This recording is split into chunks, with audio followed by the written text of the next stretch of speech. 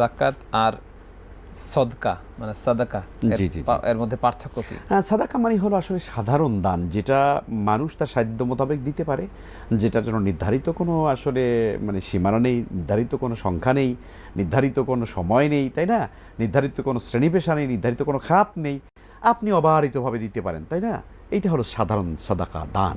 আর যেটা যাকাত সেটা তো আমরা জানি নির্ধারিত সম্পদের উপরে, অর্থাৎ নেশাব পরিমাণ সম্পদ যখন কোনো মানুষের কাছে থাকবে, সেটি নেশাব হলো 7.5 ভরি স্বর্ণ অথবা 52.5 ভরির উপর, অথবা সমপরিমাণ সম্পদ যদি কারো কাছে থাকে, অথবা ব্যবসায়িক পণ্য যদি কারো কাছে থাকে, অথবা আপনার কাছে যদি গচ্ছিত কোনো জমা টাকা থাকে, তাহলে পরে সমপরিমাণ টাকা হলেই এটাকে 2.5% করে জাকাত দিতে হবে। 40 টাকা 1 টাকা, আপনার 100 টাকা 2.5 টাকা করে জাকাত দিয়ে দিতে হবে, এবং সেটা দেওয়ার জন্য নির্ধারিত খাতও রয়েছে।